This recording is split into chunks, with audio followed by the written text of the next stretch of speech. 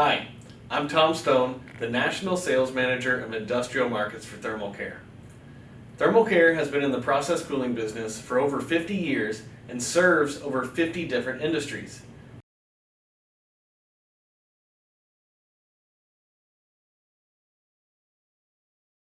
So I bring these up because two of the key things to understand is, sizing your chiller correctly so that you're not either under or oversized for the unit.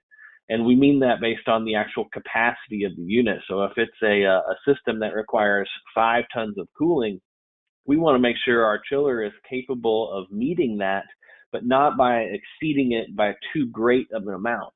And so we'll talk first about how you know if your chiller is undersized. And really what's happening there is the energy that's being input into the processed water is coming in too quickly, and the chiller can't reject it fast enough. So you get a buildup of that energy in there, so the temperature actually starts to rise. Um, What's nice sometimes, though, is with that gain of capacity as we were increasing that set point, that's really referring to what the chiller is actually producing. And so I could have it set at 50, but if I have a requirement for 10.5 tons, that temperature is actually going to rise up to about 54, as we saw from the earlier slides, where it gets over that 10.5 mark. It gets 10.65 tons. And so once you hit that, it's going to find an equilibrium there. But what you can tell from that is you have it set at 50, but it can only achieve 54. You then know that that chiller is slightly undersized. Um, the other thing is that, a properly sized chiller should almost never run at 100%.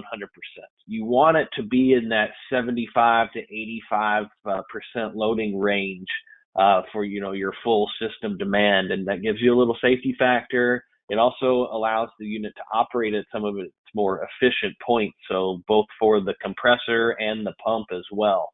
One of the only times that you'll see 100% load on the unit is at the beginning of a startup. So you have a volume of water that has, equalized with the ambient conditions.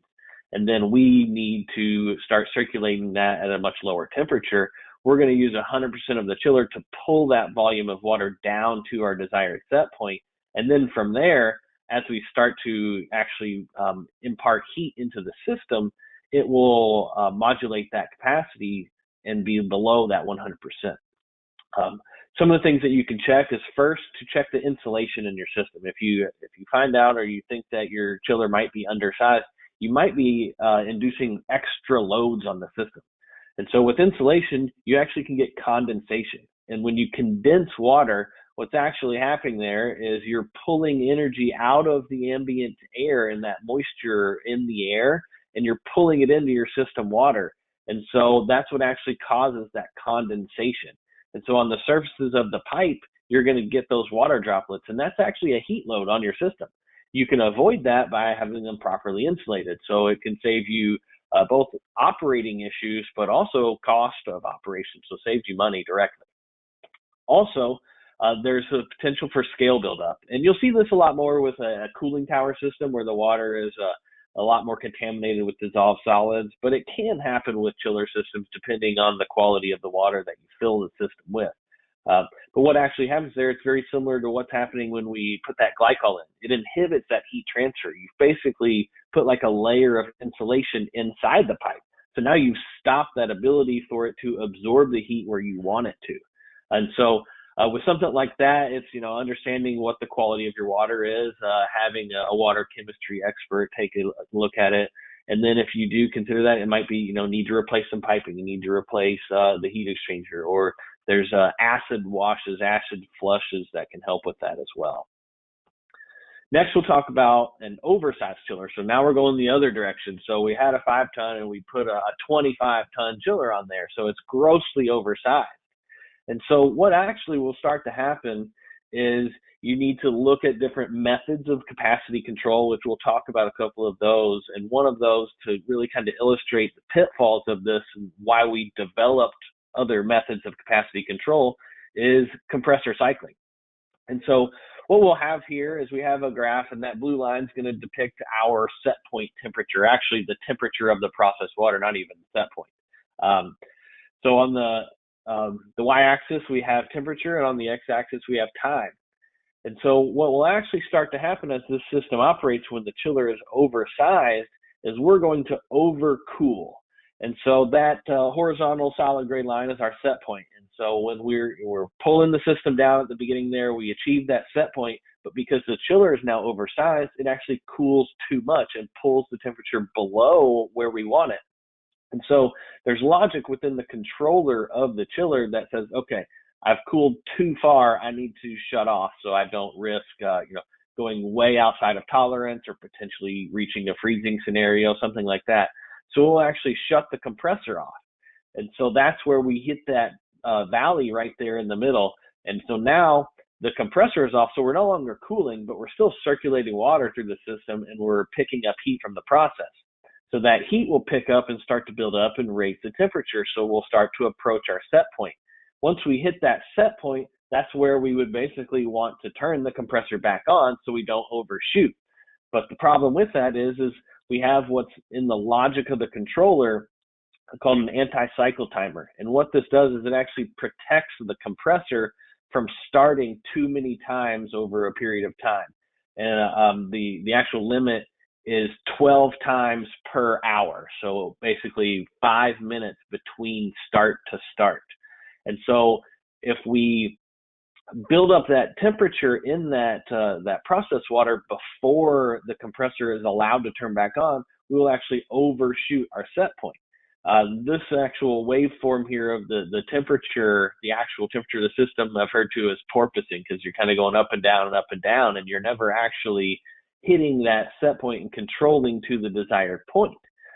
So the main problem with compressor cycling is you get very poor temperature control, but then you also reduce the life of that compressor, because we do limit it to protect the compressor, but still that starting and stopping is not great for the life cycle of that compressor. So what do we do to combat that? We have different methods of capacity control. One of those methods is hot gas bypass, or HGBP.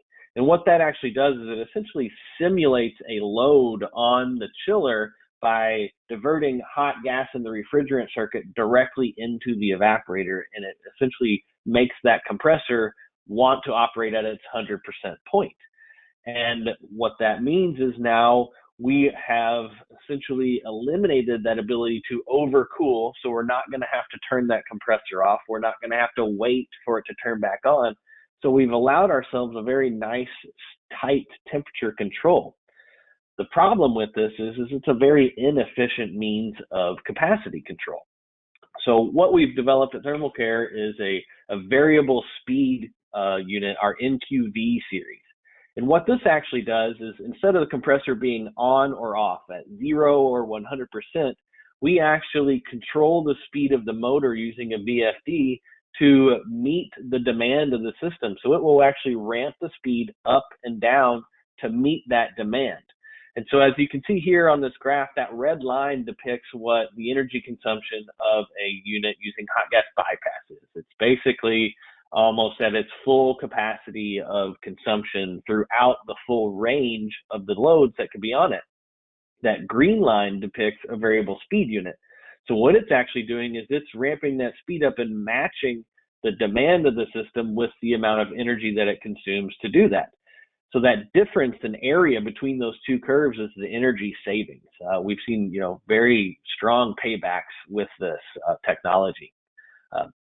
Another additional benefit is a variable speed compressor unit will allow you to be flexible in your application of it. So if you have multiple machines that don't all need to run at once, and one is a smaller heat load and then one is a larger heat load, you could buy a single chiller to supply all of them, because it will meet the demand of that larger capacity requirement, but then in the instances where it needs to support that smaller one, it'll actually ramp down and meet that demand too, saving all of that energy that would have been wasted otherwise.